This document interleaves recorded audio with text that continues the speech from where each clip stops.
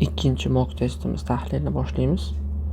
Demak, bizda birinchi savol A va B butun sonlar va ular yig'indisi 10 ga teng va A ni chegarasi berilgan 1 dan 5 gacha.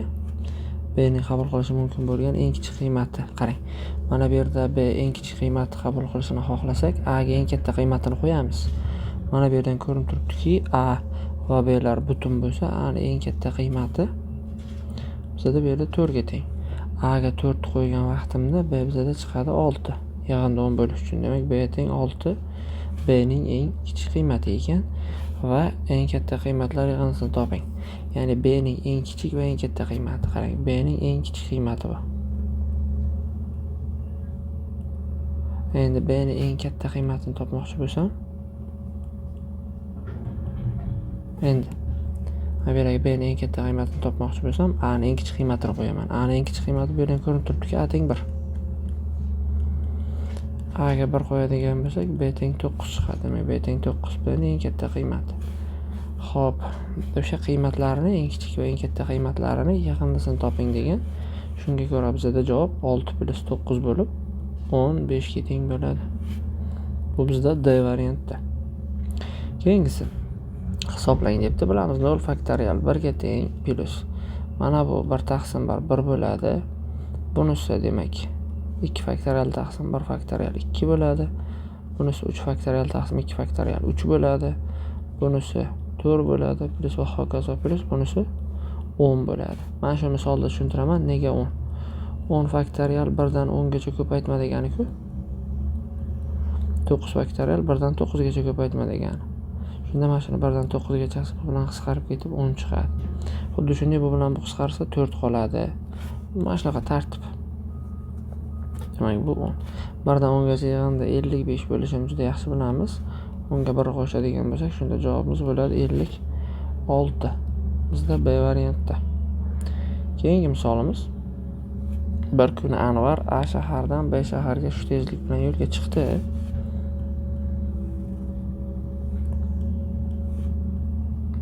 Bir soatdan keyin mashina buzildi va Anvar darrov Boburni yordamga chaqirdi. Bobur A'dan bir xil yo'l bo'ylab shu tezlik bilan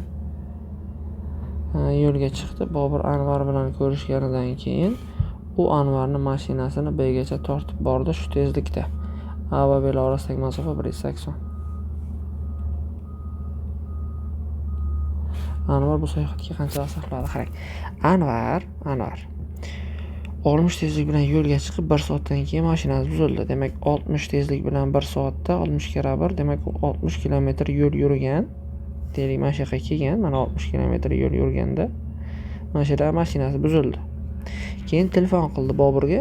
Bobur demak A'dan yo'lga chiqdi 80 tezlik bilan.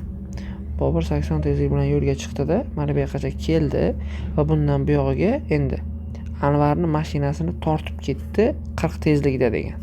Bu yog'iga 40 tezlikda yurgan. Qancha masofa qoldi bu yog'iga? 180 dan 60 ni yurgan bo'lsa 120 qolgan bo'ladimi? Endi qarang. Mana buni yo'lga chiqqan Boburni oxirigacha kelish vaqti qanday? 60 kilometr masofaga 80 nima sarflagan? Tezlik bilan yurgan. Demak, masofa 60 taqsim tezlik 80 plus bu yoqdagi 120 masofaga 40 tezlik bilan yurgan.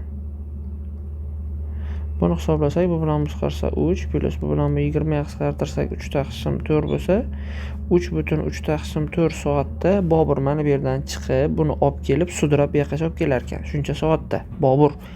Lekin bu Anvar bu sayohatga qancha vaqt sarfladi degan, Anvar 1 soat oldin chiquvdi. To'g'rimi? U Anvar 1 soat ko'p vaqt sarflagan bunga nisbatan. Shuning uchun 3,75 ga, ya'ni 3,75 ku 1 ni qo'shamiz, shunda javob 4,75 bo'ladi. Ya'ni bu bizda C variantda. 4-misolimizga o'tadigan bo'lsak, qarang. Jasur o'zidagi so'm ko'rinishidagi pulning 80% ga kumush sotib oldi. Bir oz vaqtdan keyin uni sotib bu savdodan 10% zarar ko'rdi. Ya'ni tasavvur qiling, Jasurning puli X bo'lgan, u pulini 80% ga, ya'ni 0.8x puliga nima sotib oldi. Lekin uni 0.2x puliga tegmadi. 0.2x puli turibdi. Qarang, 80% ga, ya'ni mana bunchasiga kumush sotib oldi va birozdan keyin 10% zararga sotdi. Ya'ni mana bu narxi 10% kamayibdi. Ya'ni 90% qoladi, 10% kamaysa.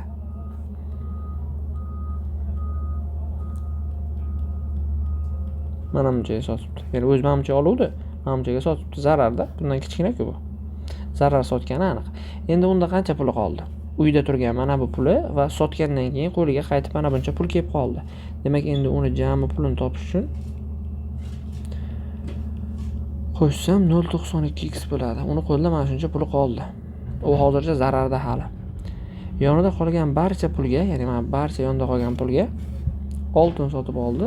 Uni biroz vaqtdan keyin sotdi. 25% foyda ko'rdi. Mana bundan 25% foyda ko'rgani uchun shuni 25% foyda ko'rsa 125% bo'ladi deb 1.25 ga ko'paytiramiz.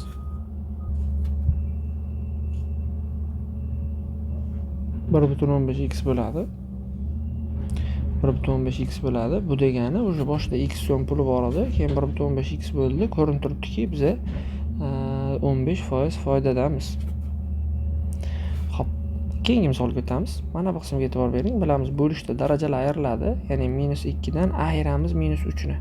Javob shunda 1 bo'ladi, 2 ni birinchisi. Bunda 5 dan 3 ayiradigan bo'lsak, 5 ni birinchisi bo'ladi. Bunda 10 dan -4 ayrilgan -5 bo'ladigan bo'lsa, 10 ni birinchisi bo'ladi. 100 bo'ladi. Ajoyib degan. Misolimiz oson. Xo'p. 6-misolimizda ko'pchilik hisob-kitob qilish kerak, buni kalkulyatorda hisoblash kerak deydiganlar uchun bitta qoida o'rgataman. Yo'q, kalkulyator shart emas. Ya'ni mana buni javobi mana bu kattasidan bitta katta 61. Buni javobi 85. Buni javobi 113. Buni javobi 145 chiqadi. Nega? Qoida quyidagicha. Ya'ni mana buni kvadratini necha bo'ladi? 121. O'shandan 1 ni ayirib 2 ga bo'lsangiz, mana bu sonni bersa, ya'ni 60 ni bersa, unda mana shu sondan bitta katta javob chiqadi. Qoida shu. Demak, mana buni kvadratini ham tekshirib ko'ring. 169. Undan 1 ayirib 2 ga bo'ling. Har doim 1 ayirib 2 ga bo'ladi. 84 chiqadimi? Ha, mana bu son chiqadimi? Ha, demak chiqadigan javob shundan bitta katta. Keyingisi ham xuddi shunday. Mana buni kvadratidan 1 ayirib 2 ga bo'lsangiz mana bu chiqadi. Demak, javob shundan bitta katta 113. Bunda ham xuddi shunday. Endi mana bularni qo'shish kerak xolos. Bularni qo'shadigan bo'lsak, bizda 404 hosil bo'ladi. Bu bizda C variantda. Keyingi misolimizga o'tamiz. Xo'p, aniq qiymatini toping debdi. Avval mana bu qismini soddalashtirishga bor e'tiborimizni qaratamiz. Xo'p, 3 ildiz ostida 7 taqsim mana bu narsa, ildiz ichida turgan narsa. Qarang. Xo'sh, bizada 3 plus ildiz ostida 7 ni kvadrati ayrilgan. Bu 3 minus ildiz ostida 7 ni kvadrati. A minus 7 taqsim 2. Xo'p, buni bu ildiz kvadrati ketsa 3 ildiz ostida 7 tepada qoladi. Pastda 3 plus ildizda 7 ayrilgan, pastda 3 minus ildizda 7 qoladi. Minus mana ta'sir qilgani uchun -3 plus ildizda 7 bo'lib qoladi bu. Teng bu yoqda a minus, shuni keling 3,5 deb yozaylik. 7 taqsim 2 ni. Va bu uchlar qisqarib ketsa, bu bilan bu ildizda 7 lar 2 ildizda 7 bo'ladi. Ya'ni surat 3 ildizda 7, past 2 ildizda 7. Va bu yoqda a minus 3,5. Bular qisqarsa 1,5 barobar a minus 3,5. 3,5 bu yoqqa plus bo'lib o'tadigan bo'lsa, shunda a teng 5 chiqar ekan. Bu bizda D variantda. Keyingi misolimizga o'tamiz. Keyingi misolimizda bizda aytayaptiki, mana bu yerda 4 ta son bergan. 1, 2, 3, 4 tasi ketma-ketligi arifmetik progressiya degan. Arifmetik progressiyadagi sonlar qoidasiga ko'ra istalgan o'rtasidagini 2 ga ko'paytirsam, bu bilan buni yig'indisiga teng bo'ladi. Ya'ni 2 ko'paygan logaritm 12 asosga ko'ra x, ya'ni 2 ko'paygan mana shu, bu ikkovining yig'indisiga teng. Ya'ni logaritm 12 asosga ko'ra 1250 qo'shilgan logaritm 12 asosga ko'ra y. Endi mana bu ikkini x darajasiga chiqaradigan bo'lsam, logaritm 12 asosiy x kvadrat teng bu 12 asosga ko'ra 1250 ko'paygan, chunki asoslar bir xil bo'lsa qo'shib ko'paytirishga aylanadi-ku, buni bilamiz. Keyin bilan tashlab yuborsam, menda x kvadrat barobar 1250 kara y degan ifoda hosil bo'ladi. Endi xuddi shuni bunga qo'llaymiz. Ya'ni o'rtasidagi mana bu 2 ga ko'paytirilgani teng bu ikkalasini qo'shganimga. Qo'shilgan.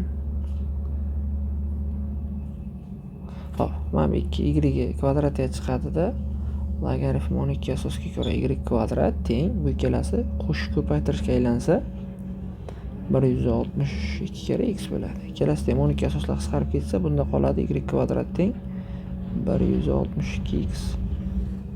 Bizda endi ikkita ifoda qoldi. Qarang, mana bu ifoda va mana bu ifoda. Shu ikkita ifodani yechib biza x topishimiz kerak. X topish uchun eng yaxshi variant mana bu yerdan y topib olaman. X kvadrat taqsim 1250 bo'ladi. Va mana bu y o'rniga keltirib qo'yaman. Shunda mana bu kvadrati buni kvadratga oshirganim bo'ladi. Ya'ni x ni 4-chi taqsim 1250 ni kvadrati teng 162x. Bu bilan bu qisqarsa, bu yerda x kub qoladi. Xo'sh, x kub bo'ladi. Shu yerdan x topadigan bo'lsak, bizda 150 kubinchi ildiz ostida 75 chiqadi. Azobdagi chiqadi. Xolos, bu sonlar biroz katta bo'ladi. Xo'p, 9-misolga o'tamiz. X kamayuvchi geometrik progressiyaning dastlabki 3 ta haddini yig'indisi 91 ekan.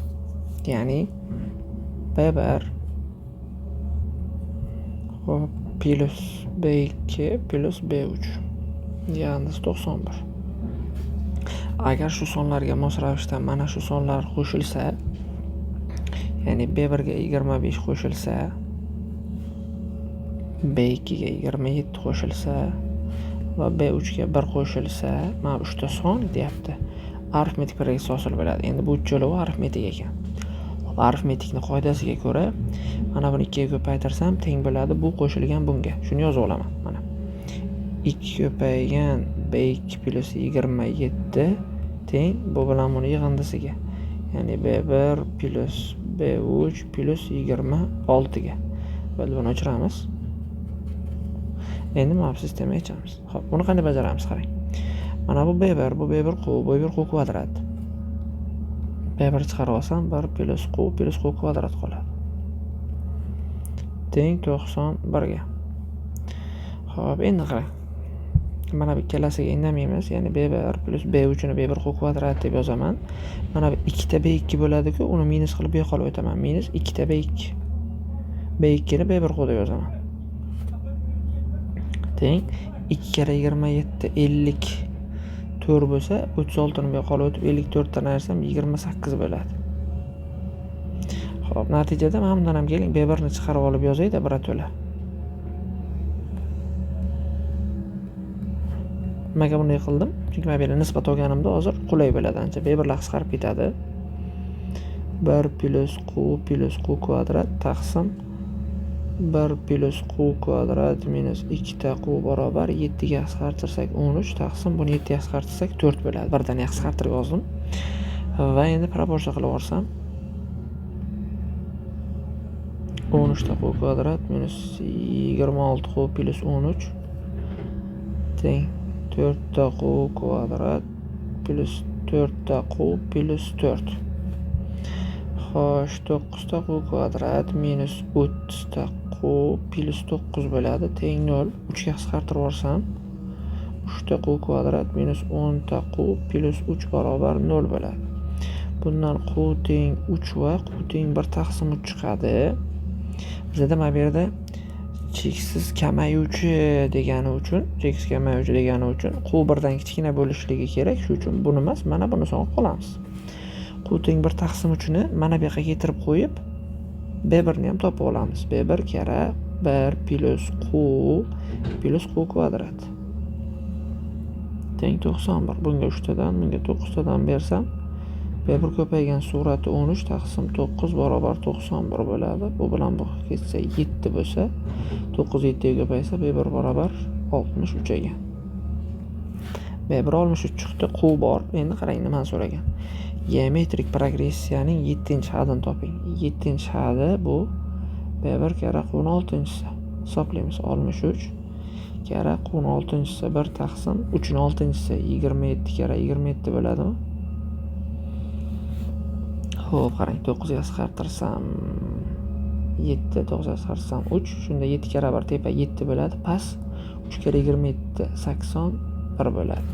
Javob shunda 7 taqsim 81 ekan. Bu bizda C javobda. Keyingisi, xo'p, e'tibor bersangiz, mana bu qisqa ko'paytirish formulasiga juda ham o'xshash. Ya'ni e'tibor bering, mana shu narsani yoniga agar bizada -1 bo'lsa, mana shu narsa x - 1 ni qavs kubini beradi. -1 o'zim bilan qo'shgani uchun +1 qilish esdan chiqmasin. Demak, shu ifodani mana shunday deb yozdim. Endi teng. Mana bu qismini hozir aytganimizdek mana bu shaklda yozib olaman. +1 qilib. Mana birni bu yoqqa ayirish qila olib o'tsam nima bo'ladi? X - 1 barobar ko'pinchi ildiz osti 5 bo'ladimi? Mana 1 deb x yoniga olib o'tsam. X - 1 ni ko'pinchi ildizda 5 ni mana bu yoqqa keltirib qo'ysam,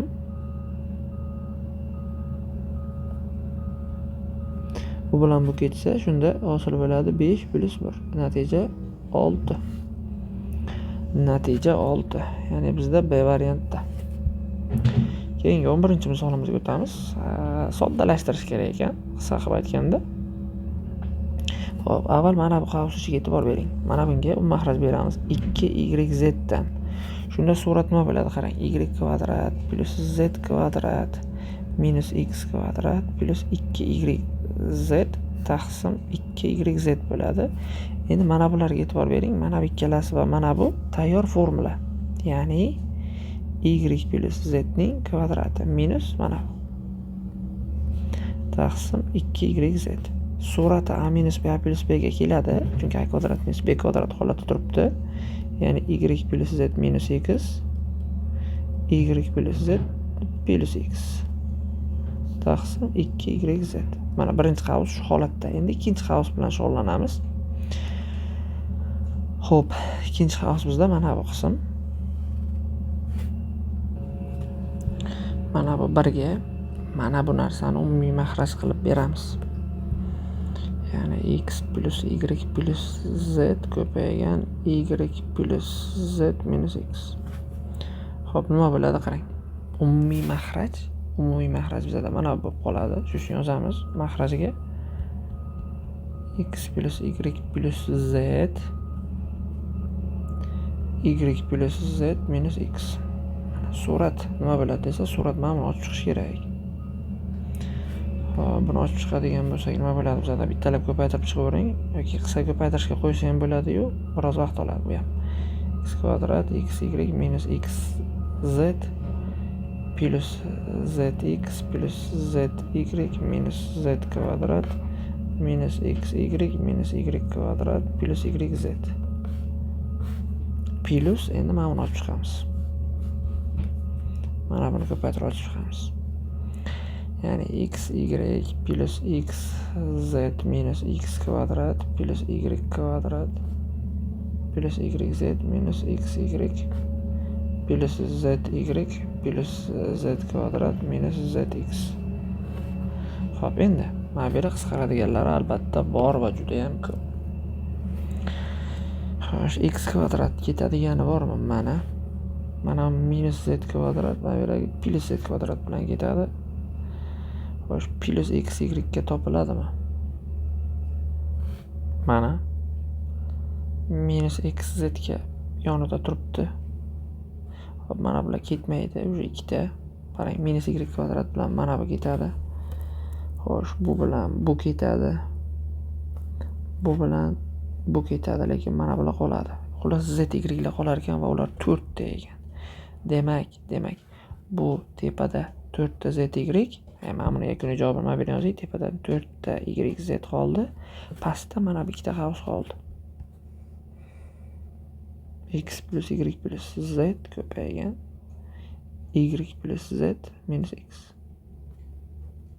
Endi buni hisoblayotganda mana buni javobi qaniydi? Mana.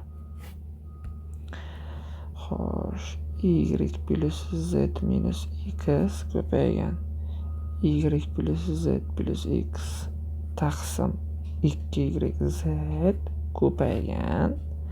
Endi mana bu javobi. Mana buni yozamiz. 4yz taqsim xo'p x plus y plus z y plus z minus x. Mana bilan bu bir xil ketadi. Bu bilan bu bir xil ketadi. Z y z ga ketsa 4 taqsim 2 bo'lib javobimiz 2 bo'lib qolar ekan. Demak, bizda C variantda 2 degan javobimiz bor.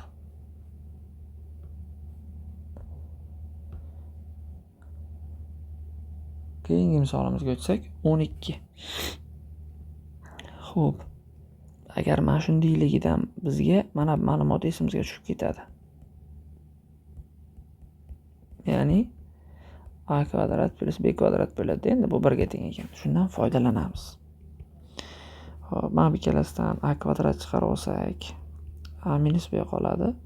Bu ikkalasidan minus b kvadrat chiqarib olsak, yo'q, b kvadrat o'zini chiqarar ekan, plus b kvadrat. Bundan a qoladi, minus bundan b qoladi. Taqsim a minus b.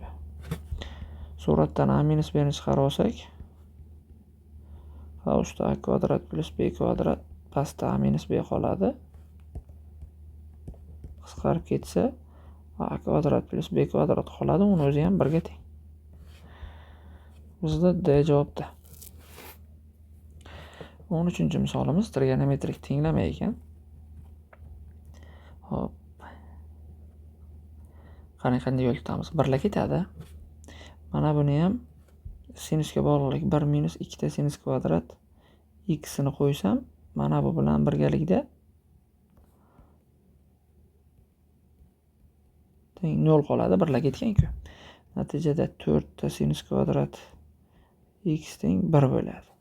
Endi mana bu sinus kvadrat x daraja pasaytiramiz. 1 minus cosinus 2x taqsim 2 teng 1 qilsam, bu bilan o'zgarsa 2 bo'lsa, shunda 2 barabar 2 minus 2 ta cosinus 2x teng 1 bo'ladi. Bu yerdan cosinus 2x teng 1 ni topadigan bo'lsak, cosinus 2x topsak, bizda 1 taqsim 2 chiqadimi? 1 taqsim 2 chiqadi. Endi shuni ilizlari sonini aniqlang. Endi bu yerda qulay usul qilamiz.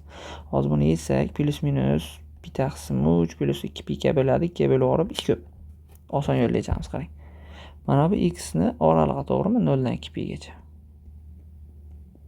Mana bu yerda 2x bo'lgani uchun shuni 2 ga ko'paytirib o'rib 2x ni oralig'ini topamiz. 2 ga ko'paytirib olsangiz 0 dan 4 pi gacha bo'ladi. Demak, mana bu narsani birlik aylanaga chizib olaman. Mana cosinus 1 taqsim 2. Cosinus 1 taqsim 2 bo'ladigan qiymat 2 ta mana bilan bu ni 0 dan 4 pi gacha, ya'ni 2 ta aylana degani bu. 0 dan 2 pi gacha bitta aylana-ku, 0 dan 4 pi gacha 2 marta aylana. 2 marta aylanganda mana shu nuqtalarning ustidan necha marta o'tadi? Mana 1 marta o'tdi, 2 marta o'tdi, yana bitta aylansa yana 2 marta o'tadi. Umumiy hisobda jami yechimlari soni 4 ta ekan. Chunki ustidan 4 marta o'tdi. Yani bu bizda A variantda. Demak, ilizlar soni 4 ta ekan. Mana shunday qilib oson usulda topib yechsak bo'ladi. Xo'p, mana buni yozsak bo'ladimi? 2 kara 2 ni 2x minus. Buni 5 kara 2 ni x 3x plus buni 3 kara 3 ni 2x deb yozsak bo'ladimi? Bo'ladi. Hammasini 3 ni 2x deb bo'laveramiz. Xo'p, qarang, buni 3 2x deb bo'lsam 2 ko'paygan 2 ni 2x taqsim 3 2x bo'ladi. Men buni 1 to'la 2 taqsim 3 ning 2x deb yozaman. Minus. Buni bo'lgan paytimda 3 ni 2x-ga. 3 ni 2x ham 3 ni x ko'paygan 3 ni x degani-ku, bittasi qisqarib ketadi-da, mana bu narsa qoladi. Uni ham 5 kara 2 taqsim 3 ning x deb yozaman. Plus buni bo'lganimizda 3 o'zi qoladi, 0 bo'lsa yana 0 qoladi. Mana bu holatga keldi. Buni nimasi yaxshi deydigan bo'lsa, aytamizki, mana buni t deb belgilab olsangiz, bu t kvadrat bo'ladi. Ya'ni 2t kvadrat minus 5 ta t plus 3 teng 0 bo'ladi. Diskriminant barobar 25 minus 24 teng 1 bo'ladi. Xo'p, bundan kelib chiqadiki t barobar 5 plus minus 1 taqsim 2a 4. Xo'p, 1,5 bilan 1 chiqadi. Xo'p, t deb 2 taqsim 3 olganmiz. Mana 2 taqsim 3 ning x teng 1,5 qiladigan bo'lsak va 2 taqsim 3 ning x teng 1 qiladigan bo'lsak, bundan ko'rinib turibdi x teng 0, bundan x teng minus 1. Chunki minus 1 bo'lsa bu teskarisiga aylanib 1,5 bo'ladi-da. Demak, javob minus 1 va 0 ekan. Tenglama ildizlar yig'indisini toping debdi. Bizada u minus 1 bo'ladi. Chunki minus 1 bilan 0 qo'shsak, javob baribir minus 1 chiqadi. Xo'p, keyingi misolimiz. Xo'p, tengsizlik yechaylik. Bu shartlari keyin oson. Ildiz doimo musbat son deb buni tashlab yuboramiz. Faqat aniqlanish sohasini olib qo'yish esdan chiqmasin. Katta 0 olaman, katta yoki teng emas. Chunki tengligini olsangiz, mana bu yerda tenglik yo'q uchun muammo bo'ladi bizga. Katta 0 qilaman, buni javobi 0 dan 10 gacha chiqadi. Xo'p, endi qolgan narsa nima bizada? X kvadrat minus 2x minus 24 kichik 0. Chunki buni tashlab yuborib, endi buni yechyapman. Xo'p, bu x minus 6 yu x plus 4 ga ajraladi. Xo'p, son o'qini chizamiz. Mana minus 4 6 ishoralarni qo'ysak, javob minus 4 dan 6 gacha chiqadi. Endi bu bilan buni kesmasini olamiz. Ya'ni ikkalasi to'g'ri keladigan yakuniy javob oladigan bo'lsak, nima bo'ladi? Qarang. 0 dan 10 gacha bilan buni umumiy javobi 0 dan 6 gacha bo'ladimi? Mana javob topdik yakuniy. Eng katta va eng kichik butun yechimlar yig'indisini toping. Buni eng kichik qiymati 1, buni eng katta qiymati 5. Shularning yig'indisini so'ragan ekan bizada 15 da. Xo'p. Butun yechimlar yig'indisini so'ragan ekan. Bizda demak C varianti bo'ladimi yig'indisi shunda? 1 plus 6 5 6 bo'ladi C varianti. Hop, keyingisi 16-misol. Quyidagi tenglamalar sistemasini qanoatlantiruvchi x va y larni ko'paytmasini toping. Yaxshi sistemani yechib, keyin uni x va y qiymatlarini ko'paytmasini topishimiz kerak ekan. Hop, mana bu yerdan ildiz osti y minus 1 qoldirib, x bu yoqqa olib o'tsam 5 minus x bo'ladi. Kvadratga olib o'tsam y minus 1 barobar 5 minus x kvadrati bo'ladi. Y teng 5 minus x ning kvadrati qo'shilgan 1. Mana bu tenglamani, demak x kvadrat minus x minus 1 barobar y ni buni qo'yamiz, ochib chiqamiz. 25 minus 10x plus x kvadrat plus 1. Bu bilan bu ketadi, bir tomonga olib o'tadigan bo'lsak 9x 27 x teng 3 bo'ladi. Xo'p, x ga 3 ni keltirib qo'yadigan bo'lsak, mana bu yerga y minus 1 barobar 4 bo'lsa, y teng 5 bo'ladi mana. X va y topdik. Shular ko'paytmasini so'ragan ekan. Bizda 3 kere 5 bo'ladi, 15. Keyingi misolimiz. Endi bir narsaga e'tibor beramiz. Misol osonlashib ketadi. Mana bu yerda x musbat bo'lishi kerak-ku. X musbat son bo'lsa, mana bundan bu katta chiqaveradi har doim va bu manfiy son bo'ladi. Mana bu qavs javobi va men buni tashlab yuboraman. Xo'p, demak, mana aniqlanish sohada, ya'ni har doim x qabul qiladigan har doim qiymatlarda bu manfiy, shu uchun tashlayveramiz. Endi buni manfiy deb tashlavorganimizdan keyin, musbat bo'lishi uchun mana bu narsa 0 dan kichik bo'lishi kerak. Logaritm x asosiga ko'ra x kvadrat minus 7x plus 13 0 dan kichik bo'lishi kerak. Endi mana nimani yechamiz? Logaritmik tengsizligimizni yechamiz. Endi bunda ikki xil qarash bor. Birinchi xil qarashda agar x 0 dan katta, ya'ni mana bu 0 dan kattaligi aniq, 0 va 1 oralig'ida bo'lsa, boshqacha bo'ladi yechim. Ikkinchi holatda agar x 1 dan katta bo'lsa, boshqacha yechim bo'ladi. Bilamiz, bu 1 ga teng bo'la olmaydi.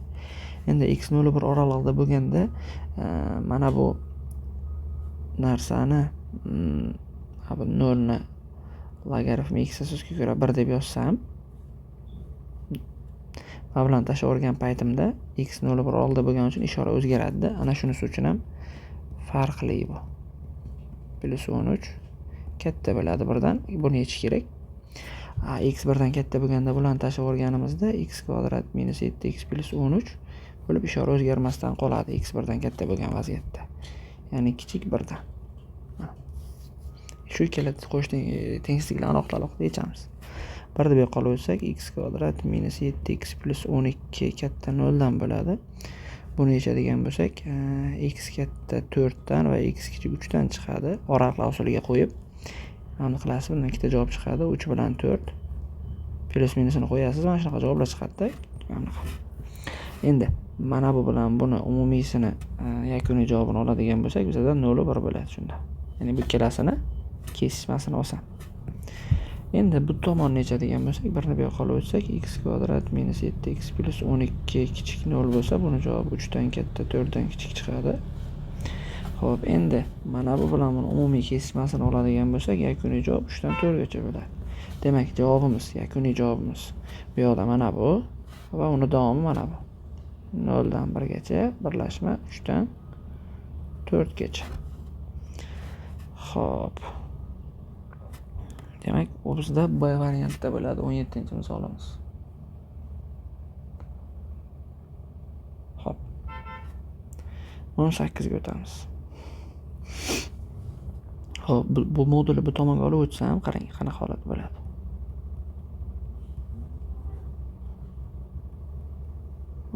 Endi o'zingiz o'ylang. Modul A teng modul B qachon bajariladi? A bilan B teng bo'lsa yoki ular qarama-qarshi sonlar bo'lsa. Ya'ni modulda 2 teng, modulda 2 to'g'ri yoki modulda 2 teng, modulda minus 2 to'g'ri. Bunga bu misol, bunga bu misol. Shu uchun bir marta 4x kvadrat minus 4x plus 1 ni tenglashtiraman 4x minus 2 ga. Bir marta mana buni tenglashtiraman minusligiga, ya'ni minus 4x plus 2 ga. Yechamiz, tamom. 4x kvadrat minus 8x plus 3 bo'ladi, bir tomonga olib o'tsam. Xo'p, 64 dan 48 ayirsak 16 bo'ladi. 8 plus minus 4 taqsim 2a. 8. Ikkita javob bor o'sha bu yerda. Xo'p, shart emas ekan. X ning turli qiymatlari yig'indisini so'ragan. Mana shu yerdan x qiymatlari yig'indisini birato'la topib qo'yaylik. Vetga ko'ra 2.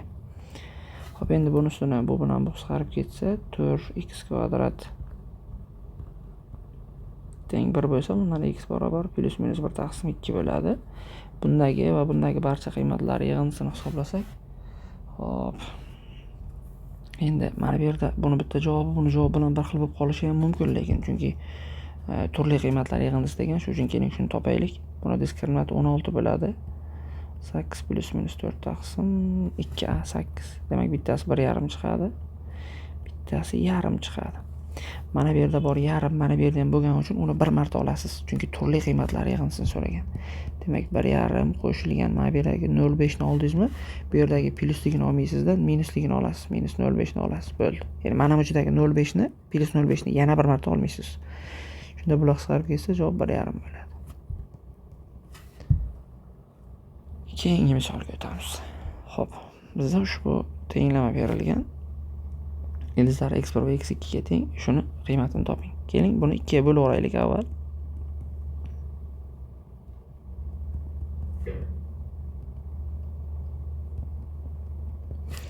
Vetga ko'ra x1 plus x2 nimaga teng? Minus kosinus alfaga teng.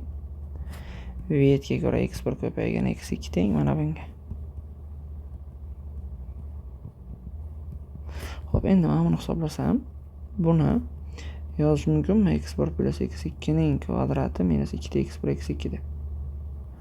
Xo'p, endi qarang, x1 plus x2 minus kosinus alfaning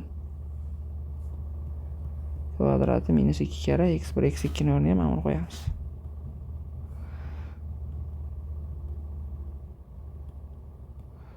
Xo'p, bu kosinus kvadrat alfa bo'ladi. Plus bo'lib ketadi, ikkita minus. Ikkilar qisqarib ketsa 1. Xo'p, bu bizda demak C variantda. Keyingi misolimizga o'tamiz. Xo'p, mana bu narsa avvalo ixchamlashadi. Bu kosinus 4x beradi. Endi kosinus 4x topganimizdan keyin eng kichik musbat davrini toping degan. Davr topish formulasi 2pi taqsim, demak buni oldidagi koeffitsient bo'ladi, ya'ni 4 bo'ladi. K pi taqsim 2 bo'ladi, bular qisqarib ketsa. A variantda ekan.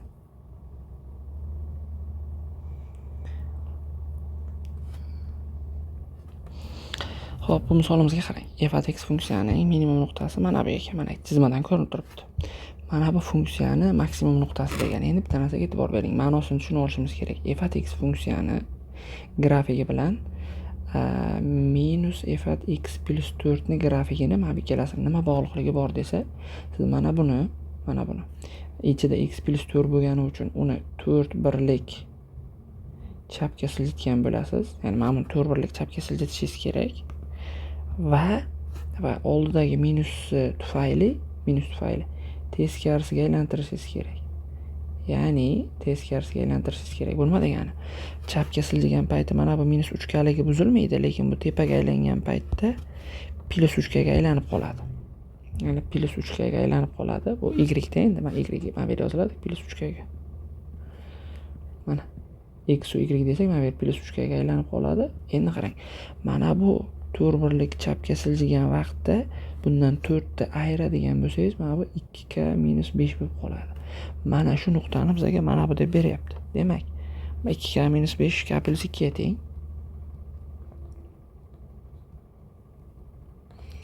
Bu yerdan k teng 7 bo'ladi. Mana bu 3k, mana bu yerdagi 3k teng 2 minus 1 ga. Kanuni 7 ni olib kelib qo'ysak, 21 barobar 2 minus 1 bo'ladi va n teng 11 chiqadi. Demak, k ko'paygan n ni so'ragani uchun bizda 7 kere 11 77 bo'ladi. Mana C javobdir. Xo'p, 22-misolimiz. Agar f at x funksiya uchun mana shu o'rinli bo'lsa, f at hosila 1 ni toping debdi. Endi C bu yerda o'zgarmas son. Ikkala tomondan ham hosil olib boramiz. C o'zgarmas son bo'lgani uchun hosilasi 0 plus. Buni ko'paytmani hosilasiga qo'ygan vaqtimda x dan hosila 1 ko'paygan f at x ni o'zi plus x ni o'zi kara f at x dan hosila teng. Bu tomondan hosil olayotgan paytim bundan hosila 1 ko'paygan 2x minus 1 ning 5-chisi plus endi buni o'zi ko'paygan buni hosilasi. Daraja oldinga tushadi, bitta kamayadi daraja va ichidan hosiladan 2 chiqadi. Ana endi qarang. Xo'p, f at hosila 1 ni toping degan, ya'ni x o'rniga 1 qo'yib yuboramiz. X o'rniga 1 qo'ysam, mana bu yerda f at hosila 1 hosil bo'ladi. X o'rniga 1 qo'ysam, mana bu qanaqa ko'rinishga keladi qarang. Mana bu yerda f at 1 plus 1 kere f at hosila 1, ya'ni f at hosila 1 teng 1 qo'yganimizda mana bu yer 1 bo'ladi plus minus 2 kere 5 minus 10. Mana bilan minus 20. Minus 19. Mana bu narsa teng minus 19 ekan. Endi qarang, mana buni topish uchun men buni topishim kerak. F at 1 ni topsam, keltirib qo'yaman, keyin f at hosila 1 so'ragan narsasi chiqadi. Xo'p, qarang. Endi quyidagicha yo'l tutamiz. Tepadan yozaman, bu yerda joy kam qolgani uchun x ga 0 qo'yaveramiz. X ga 0 qo'yishdan maqsad sen topish plus 0 kere f at 0 bo'ladi. 0 qo'ysak minus 3 ko'paygan, bunga 0 qo'ysak minus 1 5-chisi minus 1 bo'ladi va bundan kelib chiqadiki c teng 5 bo'ladi. Yo'q, 3. C teng 3 ekan deb mana bu yoqqa 3 qo'yasizda, keyin x ga 1 qo'yib yuborasiz. X ga 1 qo'yib yuborsangiz nima bo'ladi? 3 plus 1 kere f at 1 teng bu tomonga 1 qo'ysangiz minus 2 kere mana bu 1 bo'ladi. Shundan f at 1 topsak minus 5 bo'ladi. Demak, mana minus 5 ekan. Minus 5 bu yoqqa plus 5 qila olib o'tsam, shunda f at hosila 1 barobar mana bunga 5 qo'shiladi, minus 14 bo'ladi. 22 demak bizda B varianti ekan.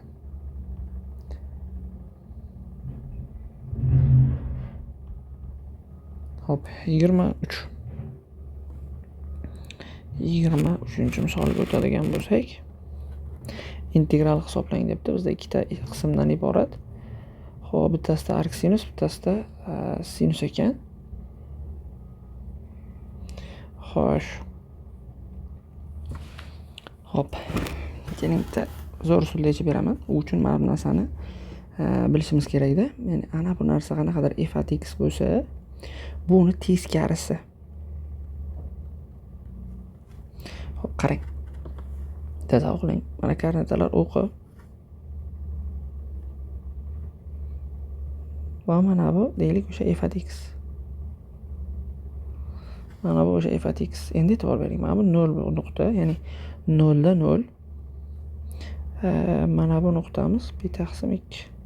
Pi taqsim 2 ni qo'ysam, mana bu funksiyaga pi taqsim 2 ni qo'ysam sinus 1 chiqadi. Endi bir narsaga e'tibor bering.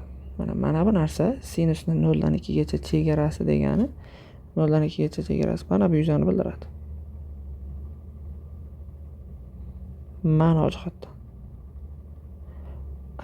Teskari funksiyani 0 dan 1 gacha, ya'ni mana bu 0 dan 1 gacha teskarisini integrali. Keling, shuni boshqa rangda bo'yay. Mana buni ma'nosi mana buni bildiradi. Endi mana shu ikkita bo'yalgan joylarni qo'shganim uchun natija mana bu to'g'ri burchakning yuzini beradi. Bu to'g'ri burchakning yuzi ni pi taqsim 2 karra bo'yi 1. Javob pi taqsim 2 chiqar ekan. D javob ekan. 23-misolimiz bizda D javobda ekan. Keyingi misolimizga o'tamiz, 24 ga. Xo'p. Endi qarang. Ko'pchilik mana shu misolda xato qilgan, ya'ni mana buni diametr deb o'ylashganda, diametr bo'ladigan bo'lsa, u mana bu urinmaga perpendikulyar 90 bo'lishi kerak edi. Demak, unday emas. Demak, bular qisman egriroq. Keling, bular kelib mana bu yerda kesishadi deylik. Kesishadi deylik. Xo'p. Ya'ni parallel emasligini tushuntirish uchun kesishadi deyapman-da.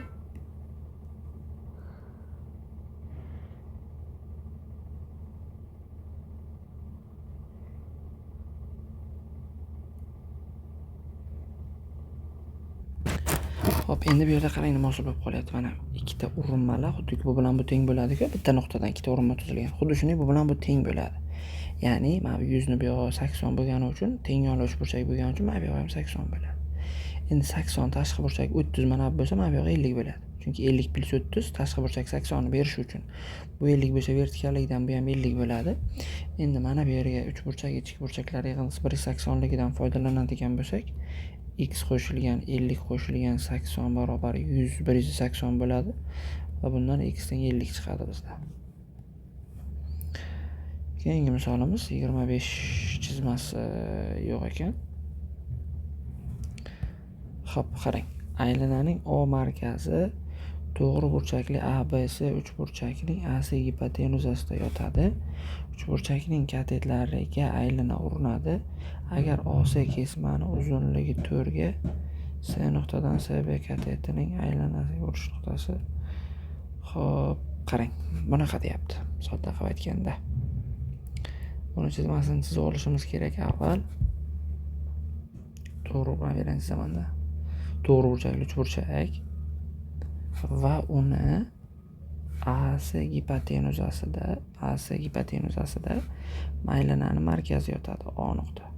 Mana O nuqta va u aylana katetlarga urinar ekan. 90 katetlarga urindi. Uchburchakning katetlari aylanaga urinadi agar OC kesmani uzunligi 4 bo'lsa. Mana OC.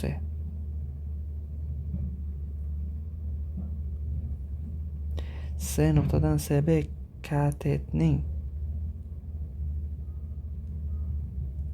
aylanaga urinish nuqtasigacha bo'lgan masofa, C nuqtadan mana urinish nuqtasigacha bo'lgan mana masofa xo'sh 3 bo'lsa, CB ni toping deb. Xo'p. CB ni topishimiz kerak ekan. Yaxshi, zo'r misol. Xo'p. Mana shuni perpendikulyar tushirsam, radius urinma perpendikulyar bo'ladi-ku, ya'ni radius deb olay. Mana shu yerga bitta Pifagor qilsam, men radius topish imkoniyatim bor ekan. Xo'p, nima bo'ladi?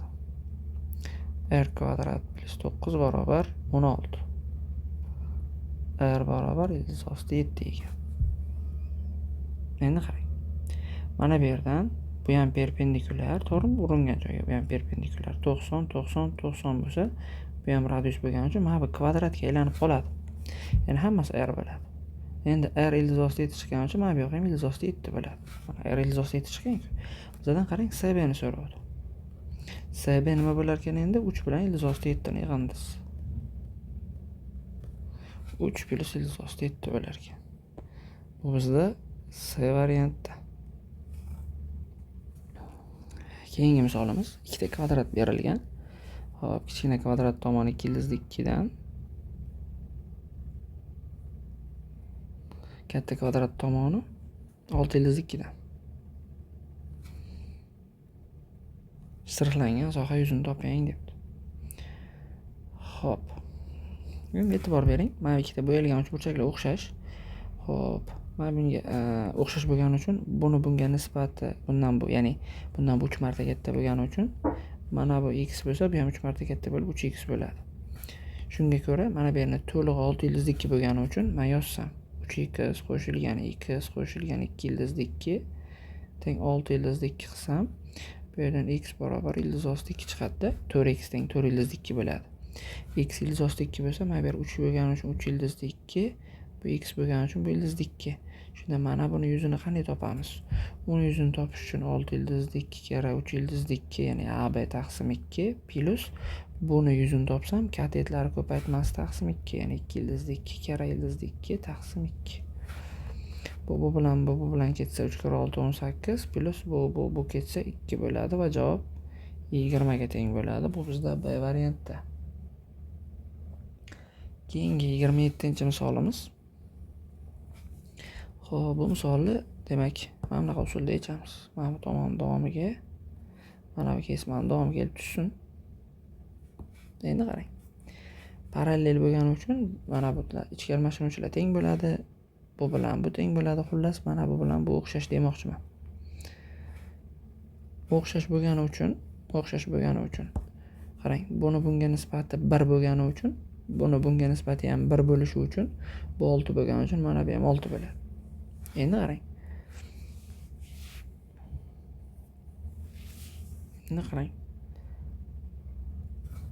Y bilan A da perpendikulyar, mana bu yer 90 ekan. Endi qarang.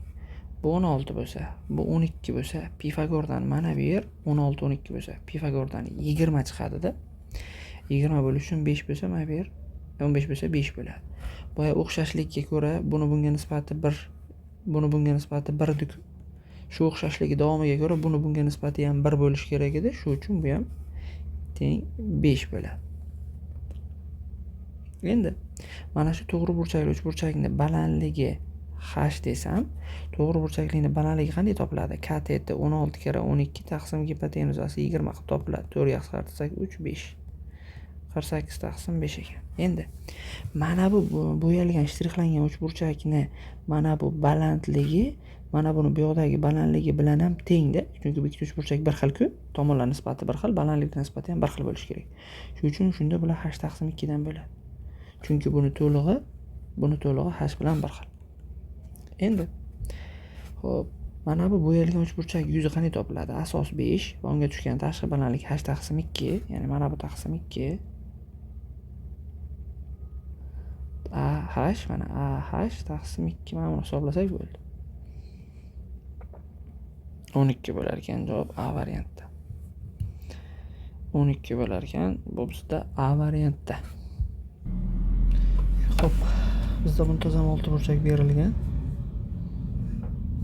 Chizib olamiz.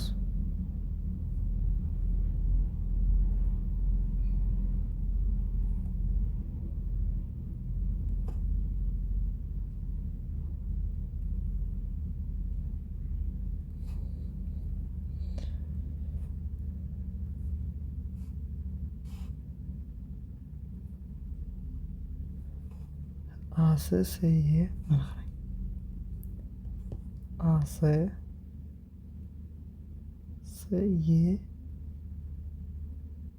BF va FD diagonallar o'tkazilgan. AC va BF diagonallar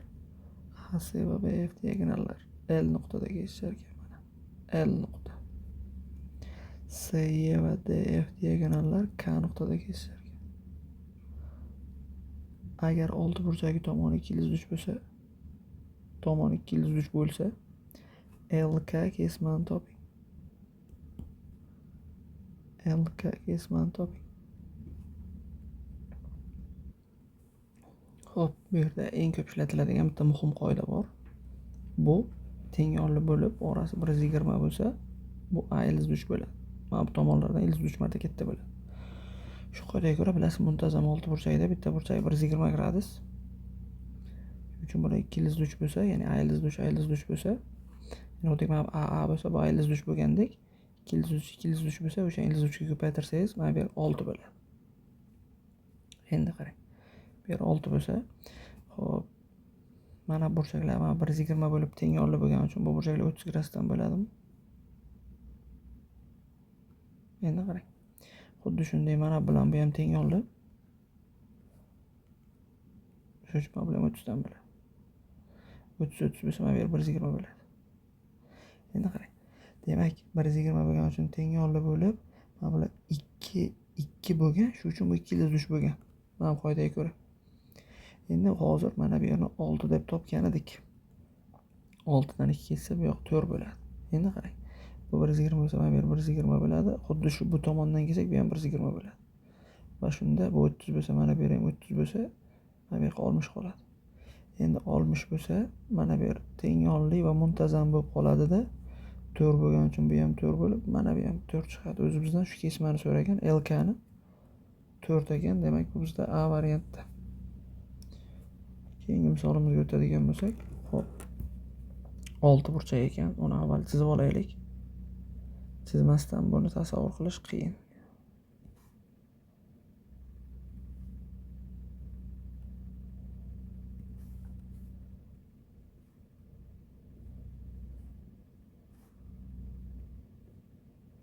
Xo'p, endi qarang. AB vektor, ya'ni mana bu A vektor ekan. BC vektor mana bu B vektor ekan. CD vektor so'ragan. Keling, CD vektor mana. E'tibor bering, mana bu vektor o'tkazamiz va bu mana bundan 2 barobar katta va yo'nalishi bir xil bo'lgani uchun men buni 2 ta B vektor deya olaman. Va soat strelkasi bo'yicha ketayotgan yo'nalishli vektorlar teng qarama-qarshi ketayotgan vektorga. Ya'ni A vektor plus B vektor plus CD vektor teng 2B vektor. Shu yerdan CD vektor topib oladigan bo'lsam, B vektor minus A vektor bo'ladi. Bu bizda B variantda.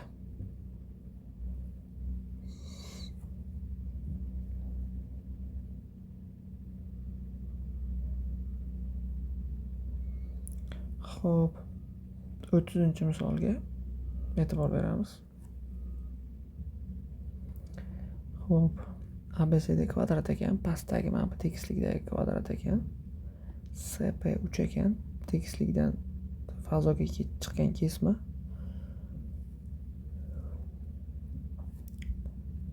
Xo'p, Y tekisligiga perpendikulyar bo'lsa, PAB 3 burchak yuzini toping. PAB 3 burchak yuzini toping. Qarang. Mana bu 90 bo'lgani uchun mana bular. Mana bu PABdagi mana bu ham 90 bo'ladi. Endi e'tibor berasiz. AB 4 bo'lgani uchun, mana bu ham 4 bo'lgani uchun 3 4 bo'lsa, Pifagordan mana bu yer 5 chiqadi. Va bizdan so'rayotgan mana bu yuzamiz to'g'ri burchakli 3 burchak, katetlari 4 va 5. Shuning uchun uni yuzi 4 kira 5 taqsim 2 bo'ladi, ya'ni 10 bo'ladi. C variantda. 31. Qarang. Birinchi navbatda mana A bilan B ni kesishmasini so'ragan, ya'ni e'tibor berasiz. A bilan B ni kesishmasi ikkalasida ham bor degani. 2 3 4 ekan. 2 3 4 ekan. Yozib olamiz. Endi A bilan C ni kesishmasi. Bu bilan buni kesishmasi e'tibor beradigan bo'lsak, 3 va 5 mi?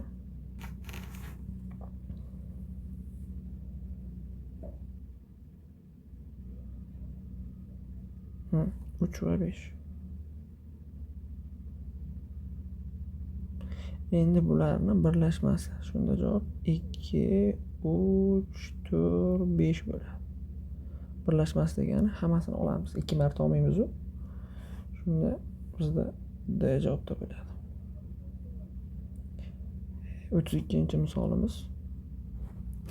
Bu misolimizda e'tibor beradigan bo'lsangiz, birida Samarqandga 5 ta, Toshkentga bitta jami 6 ta, ikkinchisida ham xuddi shunday Samarqandga 4 ta, Navoiyga 2 ta, jami 6 ta parvoz bor. Umumiy bitta bundan kombinatsiyalar, ya'ni 6x6 36 xil shaklda tanlash mumkin tasodifiy bittadan tanlaganda. Endi jami vaziyatlar 36 ta. Bizga kerakli vaziyatlar nimada? Turli shaharlarga bo'lish kerak. Ya'ni Samarqand tanlab qo'ymasligi kerak. Shuning uchun jami vaziyatlardan Samarqand tanlab qo'yishi 5 kira 4 20 mi? Mana shuni chiqarib tashlaymiz.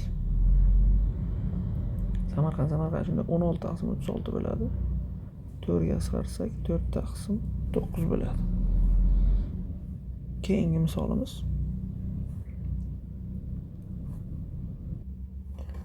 radiusi 1, balandligi 8 ekan.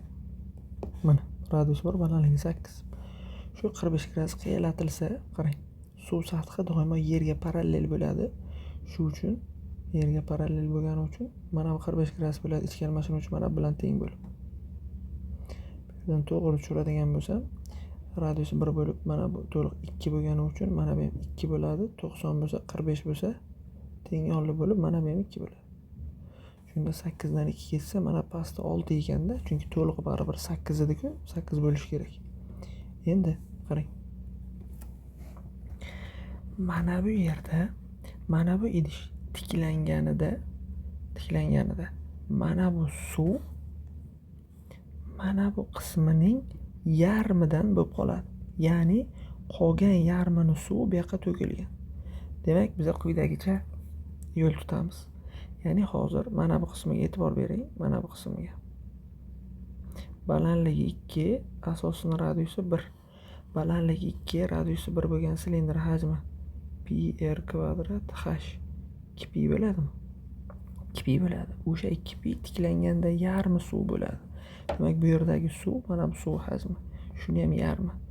Va suv hajmi 2pi ni yarmi pi bo'ladi. Demak, o'shancha pi suv bu yerda qolsa, yarmi mana bu yoqqa, qolgan yarmi pi to'kilgan. Mana bu 2pi da mana pi ketsa pi qoladimi? O'sha pi bu yerda, mana bu pi, mana bu suv.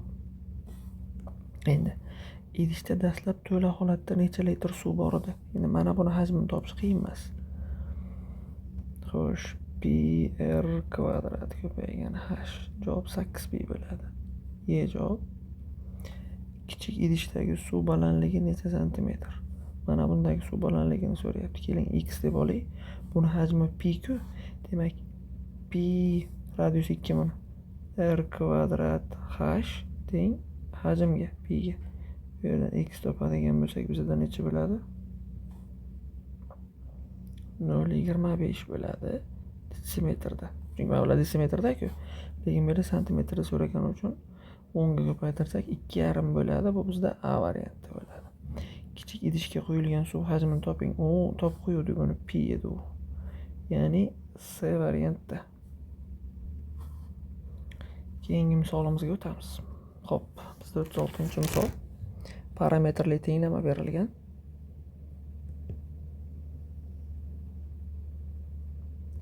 Shu parametrli tenglamamizni ikkita turli ildizga ega bo'lsa va hokazo degan. Keling, avval shu parametrli tenglamani yechishga harakat qilamiz. Xo'p, ko'paytiruvchi ajratamiz. X kvadrat. Mana bundan x chiqarib olamiz. X kare x minus 1 m kvadrat plus. Bu ikkalasidan x ko'pni bundan minus chiqarib oladigan bo'lsak, xo'sh, x minus 1 kare x ko'p plus 1 bo'lib qoladi. Ko'paygan a, bundan minus x kvadrat chiqarib oladigan bo'lsak, x minus 1 hosil bo'ladi. Teng 0. Hammasi x minus 1 bor deb chiqarib olib 0 ga tenglashtirsak, o'sha x teng 1 degan buni javobi bor. A ni qiymatini aloqasi bo'lmagan holatda. Endi nima qoladi? X ko'paygan a kvadrat qoladi. Plus.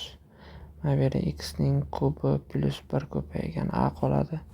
Minus x kare x kvadrat o'zi qoladi. X minus 1 ketdi-ku. Teng 0.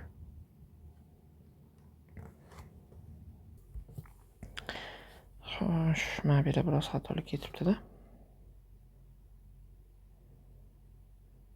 Mana bu yerda x ko'p minus 1 bo'ladi. Mana bu yerda minus 1 qoladi. Endi qarang, qavs ochib chiqsak, x a kvadrat plus ax kub minus a minus x kvadrat teng 0. Bu bilan bundan a ni chiqarib olsam, agar ax minus 1 bu ikkalasidan x kvadrat chiqarib oladigan bo'lsam, ax minus 1 teng 0. Ikkalasidan ax minus 1 chiqaradigan bo'lsak, a plus x kvadrat bo'ladi teng 0. Endi hamma fikr mulohaza yuritiladigan joyi mana shu yerda ketadi. Hop, birinchi qavsni tenglashtirsak x barobar 1 taqsim a chiqadi. Ikkinchi qavsdan x kvadrat teng minus a chiqadi. Endi qarang. O'sha bizda bitta javob bor. Endi ikkinchi javobni mana bu yoqlardan chiqarish kerak. Lekin mana bundan chiqaraman desak, bizda bundan javob chiqmasligi kerak. Mana shu yerda demak bir nechta vaziyatlarni ko'ramiz. Xo'p, birinchisi a teng minus 1 vaziyat. A teng minus 1 bo'lganda mana bundan x teng minus 1 chiqadi. O'sha bu yerda plus 1, bu yerda minus 1, o'sha ikkita javob bor. A minus 1 da bu x kvadrat teng 1 bo'ladi, bunda plus minus 1 chiqadi. Ya'ni umumiy hisobda plus minus 1 javoblar chiqyapti qayta-qayta, lekin turli javoblar sifatida ikkita javob bor. Demak, a teng minus 1 albatta qanoatlantiradi. Ikkinchisi a teng 0 ni ko'rsak. A teng 0 ni endi mana bu yoqqa qo'ya olmaysiz. A teng 0 ni tenglamani asl shartiga qo'ysangiz, bu yo'q bo'lib ketadi, bu yo'q bo'lib ketadi va mana bu narsa qoladi. Shuni yozaylik. Minus x kub plus x kvadrat qoladi teng 0. Bundan x kvadrat chiqarib olsam, 1 minus x teng 0 bo'lsa, bundan x teng 0 va x teng 1 chiqadi. Ya'ni bu degani yana ikkita yechim, ikkita turli yechim. 0, 1. Endi mana bu yerda ham 1 bo'lgani uchun baribir buni olib o'tirmaymiz, chunki asl tenglamay qo'ydik. Ikkita yechim, demak a teng 0 ham olinishi kerak. Endi uchinchi vaziyatda nima bo'ladi? Xo'p, uchinchi vaziyatda qarang. Bizda mana bu musbat son bo'lishi kerak. Musbat son bo'lishi kerak va mana bu manfiy son bo'lishi kerak. Shunda bu bo'sh to'plam bo'ladi va bundan bitta javob chiqadi, bu bilan ikkita bo'ladi. Endi minus a manfiy son bo'lishi kerak. Shu ikkalasini umumlashtiradigan bo'lsak, bizda a katta 0 chiqadi. Endi qarang. Bu bo'sh to'plam bo'lib, buni javobi ham 1 chiqib qolsa, bu ham 1 bo'lgani uchun, bitta javob bo'lib qolmasligi uchun, mana bu 1 chiqmasligi uchun a teng emas bir shart qo'yib qo'ysam, shunda 0 dan katta lekin 1 bo'lmaydi degan maqsadda 0 dan 1 gacha birlashma 1 dan x-likgacha bo'lib qoladi. Plus x-likgacha. Endi mana bu yerda 0 kirgani uchun mana buni yakuniy javobda 0 dan 1 gacha 1 dan x-likgacha da 0 kiritamiz. Mana bu yerda 0 borligi uchun birlashma. Xo'p, mana bu yerga a teng minus 1 ni ham mana bundan oldinda mana qavs bilan berib qo'yamiz. Demak, mana shuncha yechim bor ekan. Qiymatlar sonini toping degan, ya'ni bu yechimi qiymatlari soni cheksiz ko'p. Yoki bo'lmasa cheksiz ko'p. A ikkinchi shartda a parametrning qiymatlari yig'indisini, ya'ni mana bu oralardagi qiymatlar yig'indisini aniqlab bo'lmaydi, ya'ni u cheksiz ko'p. Aniqlab bo'lmaydi degan maqsadda yoki cheksiz ko'p nimasini qo'ysak ham bo'ladi. Xo'p, keyingi misolimiz 37-misol. Ushbu trigonometrik tenglama berilgan. Bunga yechim qilamiz. Kosinus 7x ni bu yoqqa olib o'tamiz. Sinus 5x bu yoqqa olib o'tamiz.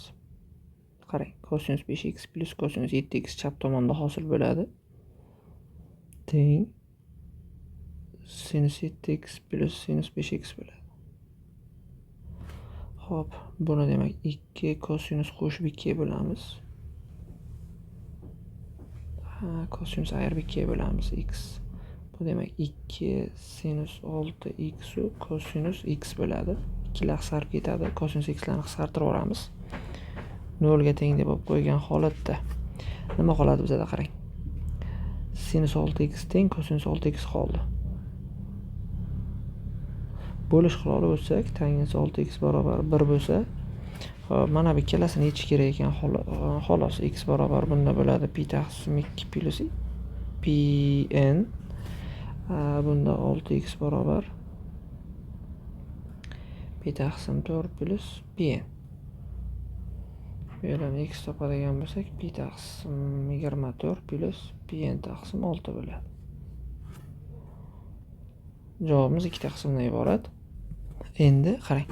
mana shu kesmadagi eng katta ildizni toping degan. Bu kesmadagi eng katta ildiz o'zi pi taqsim 2, ya'ni eng katta javob pi taqsim 2 bularni javoblanishidan topilsa, javob o'sha. Mana bunga n ga 0 berganimizda chiqadi o'sha pi taqsim 2. Demak, eng katta javob pi taqsim 2 ekan. Xo'p, endi bu kesmadagi ildizlar sonini toping degan. Endi n ga -1 bersak manfiy chiqib ketadi. Manfiy sonlar yo'q bu oralig'ida.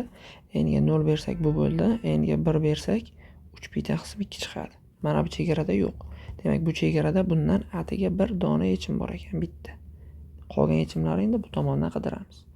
Xo'p, n ga demak -1 bersangiz manfiy chiqadi. Shuning uchun n teng 0 dan beri boshlaymiz. Pi taqsim 24. N ga 1 bersakchi pi taqsim 24 qo'shilgan pi taqsim 6 bo'ladi. Bunga 4 tadan bo'lib 5 pi taqsim 24 bo'ladi. Bu ham kiradi, bu ham kiradi chegaraga. N ga 2 beramiz. Pi taqsim 24 plus n ga 2 qo'ysam qisqaradida pi taqsim 3 bo'ladi. Bunga 8 tadan bo'lsa 9 pi taqsim 24 bo'lar ekan. Xo'p, keyingisi n ga 3 beramiz. Bu ham kiradi. N ga 3 bersam pi taqsim 24 plus n ga 3 berganda bu pi taqsim 2 bo'ladi qisqarib. Xo'p, shunda bunga 12 tadan shunda bo'ladi 13 pi taqsim 24. Bu ham kiradi. N ga 4 beramiz. N ga 4 berganimizda pi taqsim 24 plus 4 pi taqsim 6. Bunga 4 tadan bersak 17 pi taqsim 24 bo'ladi. Bu ham kiradi. Endi n ga 5 beramiz. N ga 5 berganimizda pi taqsim 24 plus 5 pi taqsim 6 bo'ladi. Bunga 4 tadan 21 pi taqsim 24. Endi n ga 6 bergan paytimizda mana buni o'zi pi chiqadida, pi ning ustiga bu qo'shilsa pi dan oshib bu chegaradan chiqib ketib qoladi. Shuning uchun n teng 6 kerak emas. Demak, bu yerda 1 2 3 4 5 6 ta ekan. Bu yerda jami bu yerda bitta, jami nechta degan ildizlar sonini so'ragan. Demak, jami 7 ta ildizi bor. Keyingi misolimiz 38. E'tibor bering, mana parabolani uchi x0 ni topadigan bo'lsak, -b taqsim 2 qilib javob 4 chiqadi. Demak, mana x0 4. Xo'p, mana bu teng oluvchi burchak bo'lib bu tomon o'rtasi bu 4 bo'lsa, bu qismi ham 4 bo'lgani uchun mana bu nuqta koordinatasi 8 bo'ladi. Ya'ni a nuqta koordinatasi 8 va 0. Xo'p, 8 va 0. Endi qarang. X o'rniga 4 olib borib qo'ysam, f 4, ya'ni 4 dagi mana bu qiymatini topmoqchiman-da. -16 plus 32 minus 24. 20. Javob 16 bo'lsa -4 chiqadi. Demak, mana bu yer -4 ekan. Uchburchak yuzini so'ragan. Bu -4 bo'lgani uchun mana bu balandligi baribir 4 bo'ladi. Asos 8. Uchburchak yuzi 8 karra balandlik 4 taqsim 2 bo'ladi 16. Endi AT kesmani mana buni so'ragan. Buni qanday topamiz desak, qarang. Bu 4, bu 4 bo'lgani uchun bu 4 ildiz osti 2 bo'ladi. Pifagordan.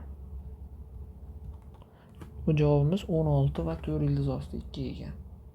Keyingi misolga o'tamiz. Xo'p, keyingi misolimiz. Xo'p, bizda shakldagi parabola mana berilgan funksiyasi urinma o'tkazilgan. Qarang, urinish nuqtasi demak bizda x0 deymiz-ku, aniq emas ekan. Uni aniqlash yo'li bor. Chunki x0 qo'yganimizda javob 6 bo'lar ekan. Ya'ni mana funksiya 6 bo'lish kerak ekan. 6 ni qo'yamiz. X kvadrat minus 5x plus 6 bo'ladi teng 0. Bundan x teng 2 va x teng 3 chiqadi. Endi bu 2 bo'lishi aniq, chunki mana bu yoqdagi qiymati ham 6 bo'ladigan, mana bu qiymati 3 bo'ladi. Shuning uchun 3 olmaymizda, birinchisini kichigini olamiz. Ya'ni x0 2 bo'ldi. Urinish nuqtasi demak 2 bo'ldi. Endi qarang. Xo'p. Endi e'tibor beramiz va urinma tenglamasini tuzishga harakat qilamiz. F at x bizada bor. Minus x kvadrat plus 5x ko'rinishda. Xo'p, va bizada x0 teng 2. Qarang, urinma tenglamasi y barobar funksiyaga x0 qo'yamiz, 6 chiqadi. Mana bu chiqadi. Plus hosilasiga, hosilasini topib qo'yaylik. Buni hosilasi nima bo'ladi? Minus 2x plus 5. Hosilasiga x0 qo'ysak, 2 ni qo'ysak 1 bo'ladi. Ko'paygan x minus x0. Bundan kelib chiqadiki, urinma tenglamasi x plus 4 ekan. Urinma tenglamasi x plus 4 ekan. X o'qini kesib o'tadigan mana bu joyini topish uchun y ga 0 qo'ysam x teng -4 chiqadi. Sababi bu -4. Endi buni topdim. Endi qarang. Urinma tenglamasidagi mana bu yerga k teng 1 mi? K teng tangens alfa bo'lgani uchun alfa teng 45 bo'ladi. Ya'ni mana bu yer 45 bo'ladi. Bu 90 bo'lgani uchun mana bu yer ham 45 bo'ladi. -4 bilan 2 ning oralig'i 6 bo'lgani uchun 45 teng yo'lli bo'lgani uchun mana bu ham 6 bo'ladi. Pifagordan gipotenuza 6 ildizli 2 bo'ladi. Qarang. AB, ya'ni AB bizada 6 plus BC. BC bizada mana. Ya'ni 6 ildizli 2. Javobimiz 6 plus 6 ildizli 2 ekan. Endi mana buni berib qo'yganda h'4 so'ragan. Keling, shuni ikkala tomondan hosil olamiz. H ning hosilasi h'(x) teng bu yog'ini hosilasini ko'paytmay qo'yamiz. Mana bu kara bu ko'paytma hosilasiga. Ketdik. Bundan hosila 2x plus 3 ko'paygan f(x) -4 x -2 qo'shilgan. Endi x kvadrat plus 3x -4 ni o'zi-yu f hosilasi x -2. Ana endi h'4 bo'lishi uchun, ya'ni mana buni ichida 4 bo'lishi uchun x ga 4 qo'yamiz. X ga 4 qo'yamiz. Natijada nima bo'ladi qarang. H dan hosila 4 barobar 4 qo'ysam hamma x lar o'rniga. Xo'p, 11 kara f(2) 4 qo'ysam x o'rniga f(2) bo'ladi. Bu plus. Bunga demak 4 qo'ysam 16 plus 12 28 24 f hosila x ga 4 qo'ysam 2. F hosila 2 qarang. F hosila 2. Ya'ni mana bunga 2 ni qo'ysam necha bo'ladi? 1 bo'limida. Mana buni 1 qo'yamiz. Xo'sh, f 2 ning javobi 6. Shunda 11 kara 6 66 plus 24 kara 1 24. Shunda javobimiz 90 ligiga kelib chiqadi bizada. Demak, ikkinchi shartimiz javobi 90 ekan. Keyingi misolimizga o'tadigan bo'lsak, bizada qarang. Mana bu funksiyamiz bor. Shu funksiyamizga keling, ikkala tomondan integral olib yuboramiz. Xo'p, integral hosilani bittasi bilan qisqaradida, f dan bitta hosila qoladi, teng bu tomonni boshlang'ichi 18 x kvadrat boshlang'ichi x kub taqsim 3 plus 4 ko'paygan x boshlang'ichi x kvadrat taqsim 2 plus c. Buni ishqalmaydigan bo'lsak, f dan hosila x barobar 6x ning kubi plus bu bilan qisqarsa 2x kvadrat plus c. Hosila 1 11 bo'ladi. Demak, x ga 1 qo'yadigan bo'lsak, 11 chiqish kerak. X ga 1 qo'yadigan bo'lsak, f dan hosila 1 barobar x ga 1 qo'ysak 8 plus c. Mana buni o'rniga 11 qo'yamiz, chunki bu 11 ga teng. Shu yerdan c ni topish imkoniyati bor bizada. C teng 3 chiqadi. C ga 3 keltirib qo'ysak, mana bu hosil bo'ladi bizada. Keling, yozib olamiz. F dan hosila x barobar 6x ning kubi plus 2x kvadrat plus 3. Ana endi buni ikkala tomonidan integral oladigan bo'lsak, bu bilan bu ketadigan bo'lsa f x teng. Buni integrali 6 kara x 4 taqsim 4 plus 2 kara x kub taqsim 3 plus 3 niki 3x plus c bo'ladi. F x uchun 1 da 6 degan qiymat bor. X ga 1 qo'yaveraman. X ga 1 qo'yaveraman. Shunda bu f 1 bo'ladi. Buni x ga 1 qo'ysam 6 taqsim 4 qisqartirdim. 2 taqsim 3 plus c bo'ladi. F 1 o'rniga mana bu 6 qiymatini keltirib qo'ysak, 6 barobar 3 taqsim 2 plus 2 taqsim 3 plus c bo'ladi. Bu yerdan c ni topib olamiz. 5 taqsim 6 bo'ladi. Endi qarang, c teng shu bo'ldi deb, mana bu yoqda f x topish uchun c ga keltirib qo'ysak, f x barobar bular 2 ga qisqartiradigan bo'lsak, 3x 4 taqsim 2 plus 2x kub taqsim 3 plus 3x plus c o'rniga 5 taqsim 6. F x topildi. Qarang, nima so'rayapti asharda? F 0 so'rayapti. X ga 0 qo'yib yuborsam, f 0 topsam, x teng 0 bilan hammasini 0 qilib yuborib, javob 5 taqsim 6 bo'ladi.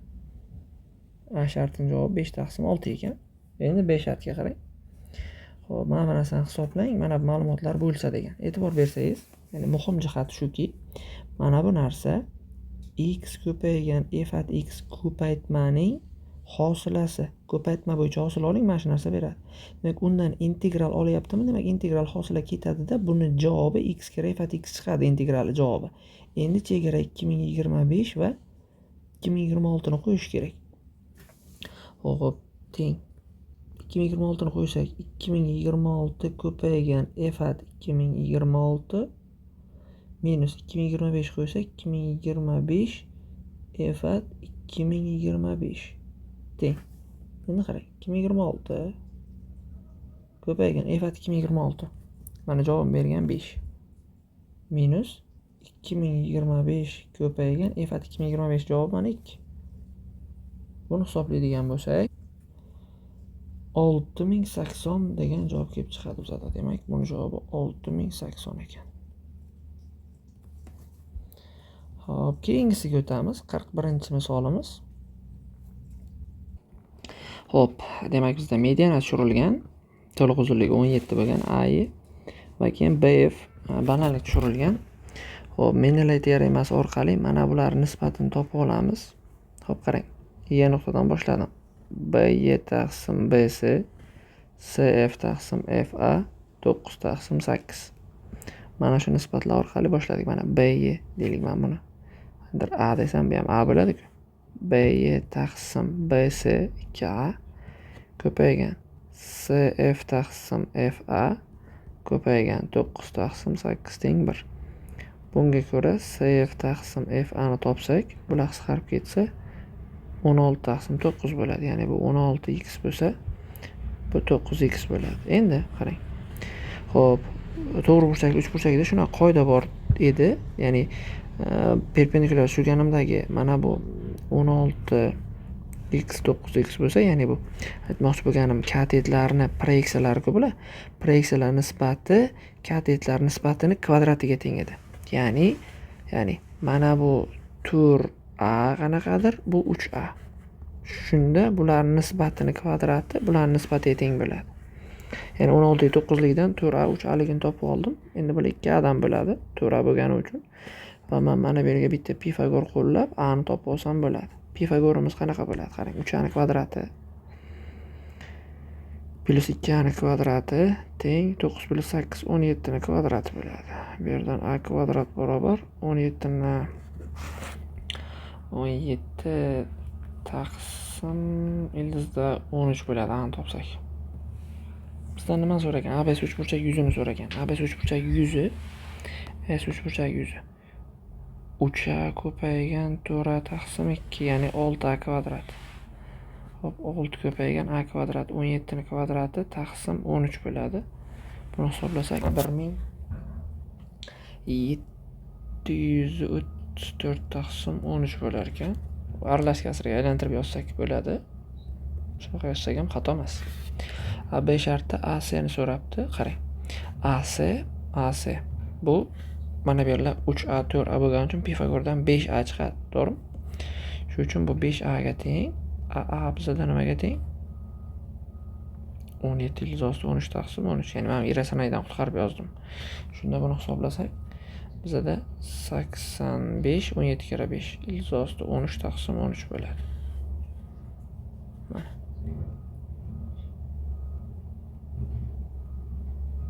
Bu bizda B shartimiz javob. 42-misolimizga o'tamiz.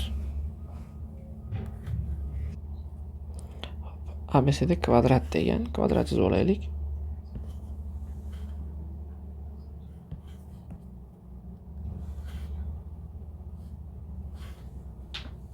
ABCda kvadrat, qarang. DC tomonidan F nuqta olingan, mana F nuqta. AF kesmadan mana AF kesmadan E nuqta olingan va natijada BY kesma hosil qilingan. Aytyapti, qarang. AF va BY kesmalar mana AF va BY kesmalar kvadrat yuzini teng 3 qismga ajratdi. Ya'ni mana buni va buni yuzalari teng deyapti. Keling, kvadrat tomonini A dan deb olaylik-da. Endi e'tibor bering. Mana shu uchala kvadrat yuzi A kvadrat bo'lsa, bu uchalasining yuzi teng bo'lsa, buni yuzi A kvadrat taqsim 3. Buni yuzi ham A kvadrat taqsim 3. Buni yuzi ham A kvadrat taqsim 3 da. Endi bir narsaga e'tibor berishimiz kerakki, xo'p, keling, men mana bu to'g'ri burchakli uchburchakning yuzini Qani topaman? A ko'paygan FD taqsim 2 qilsam bo'ladimi? To'g'ri burchakli bo'lgani uchun bu ko'paygan bu taqsim 2 qilsam bo'ladimi? Ha. Shu yuza teng nimaga? A kvadrat taqsim 3 ga. Shu yerdan mana bularni qisqartirsam, FD ni topib olsam 2A taqsim 3 bo'ladi. Demak, mana bu yog'i 2A taqsim 3. To'liq A bo'lgani uchun mana bu yog'iga A taqsim 3 qoladi. Endi bizga mana bu yerda EF ni ham bergan. Mana EF ham bor. Mana buni uzunligi ham bor. Ya'ni 13 taqsim 3 undan ham foydalanamiz. Pifagor qo'llasam agar mana bu uchburchagimiz uchun. Ya'ni qanaqasiga? A kvadrat 2 taqsim 3 A ni kvadrati qilib menda AF ni kvadrati kelib chiqadi. AF kelib chiqadi, ya'ni Pifagor natijasida qarang. AF ni kvadrati teng A ni kvadrati plus 2A taqsim 3 ning kvadrati bo'ladi. Va bu yerdan AF kelib chiqadi. Menga necha bo'ladi u? A ildiz ostida 13 taqsim 3 bo'ladi. Endi mana bu yerda bitta balandlik tushiramiz, qarang. Mana bu yerda bitta balandlik tushiramiz. Keling, men shuni hozircha x deb belgilab turay. Mana shu x ni mana bu a ga ko'paytirib 2 ga bo'lsam, uchburchak yuzi mana bunga teng bo'lishi kerakmi? Ha. Demak, x ko'paygan a taqsim 2 teng uchburchagi yuzi a kvadrat taqsim 3. Bu bilan bu qisqaradigan bo'lsa, bu yerdan x topadigan bo'lsak, 2a taqsim 3 bo'ladi. 2a taqsim 3 bo'ladi. Xo'p, mana x topildi.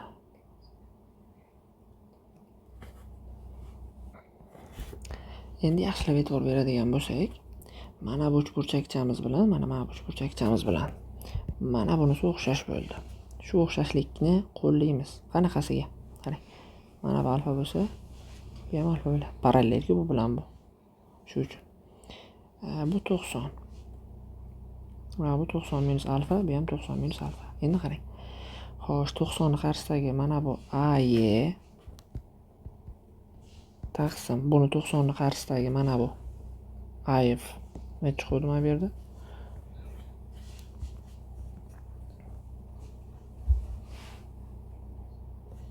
Teng.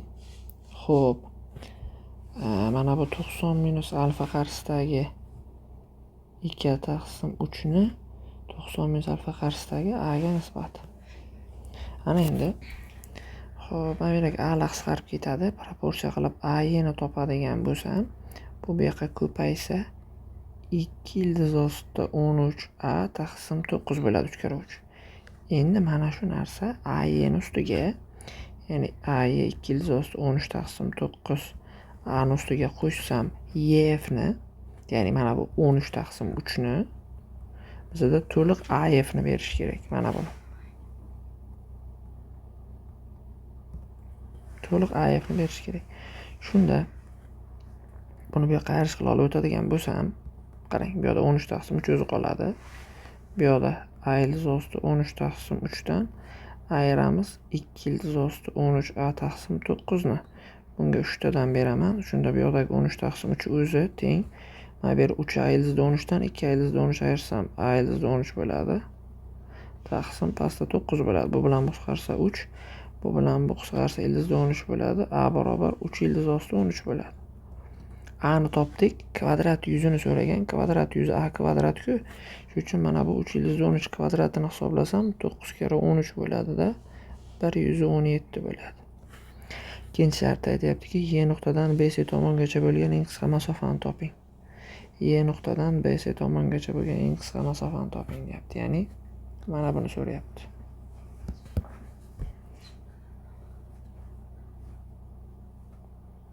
H deb qo'yib, mana shu H ni so'rayapti. Xo'p, buni qanday qilib osonroq topsak bo'ladi? Keling, mana bu yo'l qilamiz. Mana bu AY kesma bor bizada. Mana bu kesma. Shuni Pifagor qilib mana bu yerda topib olsam bo'ladimi? M deb. Qarang, Pifagor qanaqa bo'ladi uni? Mana yozaman. M kvadrat plus mana kvadrati 4a kvadrat taqsim 9 teng gipotenuza AY ni kvadrati mana kvadrati 4 kara 13 52 a kvadrat taqsim 9 kvadrat 81. Mana shu yerdan m ni topsam nima bo'ladi bu yoqqa olib o'tib ayirib. Bunga ayirayotganimda 9 tadan beraman. Axir 81ligicha qoladi. 52 dan 36 ni ayiradigan bo'lsak 16 bo'ladi. M kvadrat teng. Bu yerdan m barobar ildiz chiqarsak 4 taqsim 9 bo'ladi. Endi qarang. Mana bu h topishim kerak-ku. Mana bu to'g'ri burchak bo'lgani uchun mana shu h, mana bu ham h. Shunda h plus m kvadrat tomoni a ga teng. Yozaman mana. Kerakli bo'lgan h plus m uni o'rniga 4 taqsim 9 teng kvadrat tomoni a ga. Shu yerdan h topadigan bo'lsam 5a taqsim 9 bo'ladi. Endi a bizda mana bumi? To'g'rimi? Shunga a ni o'rniga mana buni olib borib qo'yadigan bo'lsam 5 kara 3 ildiz osti 13 taqsim 9 bular qisqaradigan bo'lsa 5 ildiz osti 13 taqsim 3 bo'ladi. Demak, 5 ildiz osti 13 taqsim 3 bo'ladi. Xo'p, biroz joy qisqaligi uchun yozuvlarimiz tig'izlashib ketdi. Lekin masalamizni demak to'g'ri yechdik. Keyingisiga o'tamiz. 43-savol bizda. Kvadrat tomon 6 ga teng. Demak 6 bo'lsa mana bu 6 bo'lgani uchun 2 dan bo'ladi hammasi. Xo'p. 5 burchak mana buni yuzini so'ragan. Bir shartida bo'yalgan joy yuzini, ikkinchisida DPQ mana buni yuzini so'ragan. Xo'p, yaxshi, qarang. Mana bunaqa yo'l tutamiz. Mana bu kvadrat tomoni 6 mi? 6. E'tibor bering. Mana bu uchburchak bilan mana bu uchburchak o'xshash. O'xshash bo'lgani uchun qarang. Bundan bu 3 barobar kattami? Bundan bu ham 3 barobar katta bo'ladi. Ya'ni qarang. Mana buni x desam, mana bu tomoni 3x bo'ladi. Lekin mayli, shunday qilaylik. X bo'lsa 3x bo'lsin. To'g'rimi? Mana bu 3x. Bu x.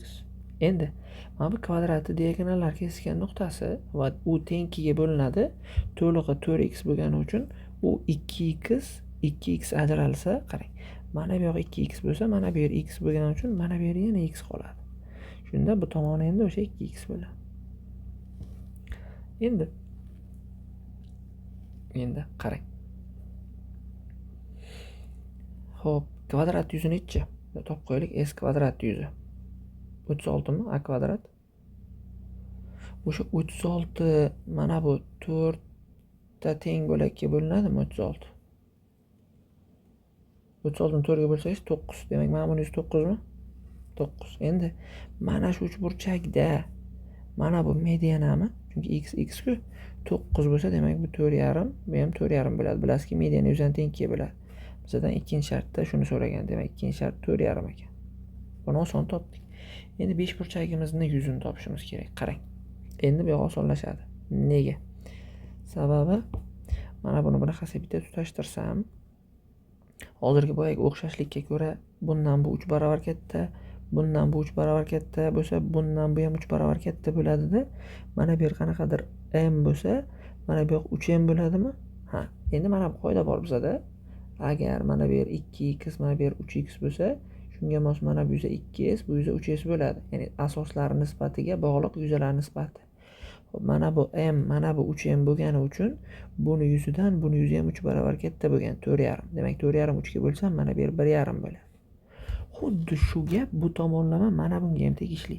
Yana bu tomoni ham 1,5. Ya'ni mana bu tomonlarga ham yana shu ish qilsangiz, bu yoqda qilingan ishlarni qilsangiz, yana bu tomoni ham 1,5 chiqadi.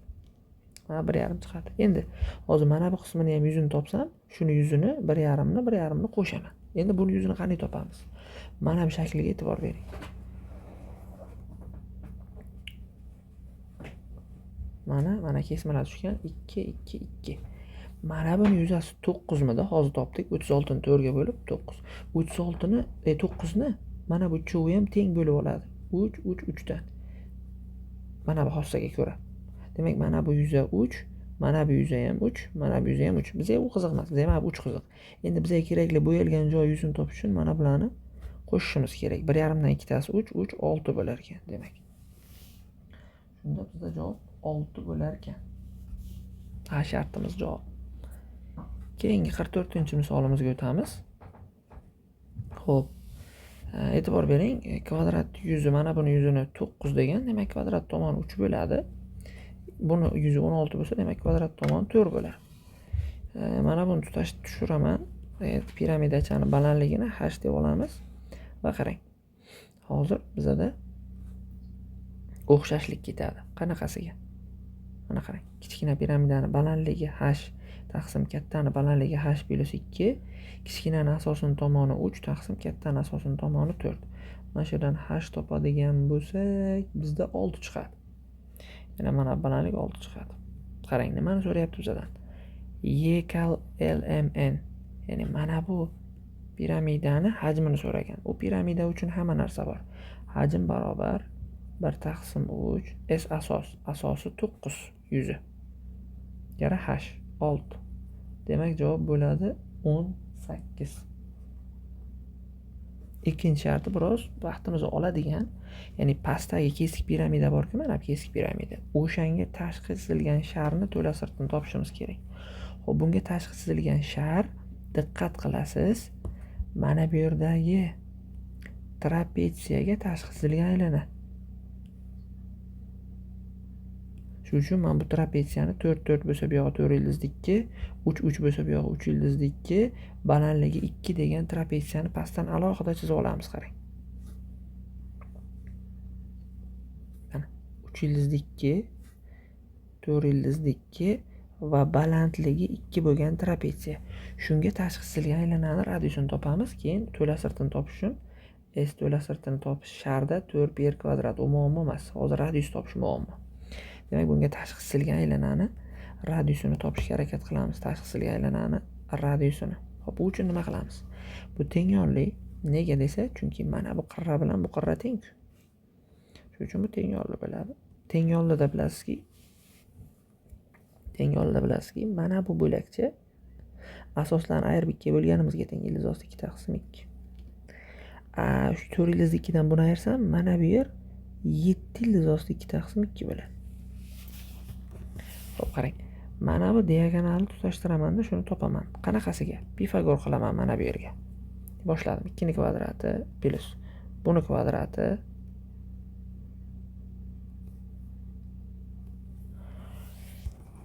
xo'p, teng d kvadrat. D kvadrat barobar 16 ni qo'shadigan bo'lsak 114 taqsim 4. D barobar ildiz osti 114 taqsim 2. D ni topdim. Endi qarang. Mana bu burchakni alfa desam, qarang. Shu aylana mana bu uchburchakka ham tashqi chizilgan. To'g'rimi? To'g'ri. Uchburchakda bitta qoida bor edi. A taqsim sinus alfa teng 2r degani tashqi chizilgan aylanada. Shu qoidaga ko'ra d taqsim sinus alfa teng 2r. Mana shu yerdan radius topamiz. D bor bizada. Sinus alfani topish kerak endi. Sinus alfani qanaqa topamiz? Mana bu yerni hozircha m deb turib, Pifagordan m ni topaylik. 2 ning kvadrati plus mana buni kvadrati 1 taqsim 2 bo'ladi. Teng m kvadrat. Bu yerdan m topadigan bo'lsak, 9 taqsim 2. M teng 3 ildizli 2 taqsim 2 da mana bu yer. Xo'sh. Endi sinus alfa nima bo'ladi mana shu uchburchakdan? Sinus alfa qarshisidagi katet taqsim gipotenuza. Gipotenuza 3 ildizli 2 taqsim 2. Teskarisiga aylanganida 4 taqsim 3 ildizli 2 bo'lsa, irasanaydan qutqarsak 4 ildizli 2 taqsim 3 kera 2 bo'ladi. Bu bilan qutqarsa 2 ildiz osti 2 taqsim 3 bo'ladi. Mana sinus alfa. Mana bu yerga qo'yamiz. Ya'ni 2r barobar d taqsim d ni o'rniga ildiz osti 114 taqsim 2 taqsim sinus alfani o'rniga mana bu.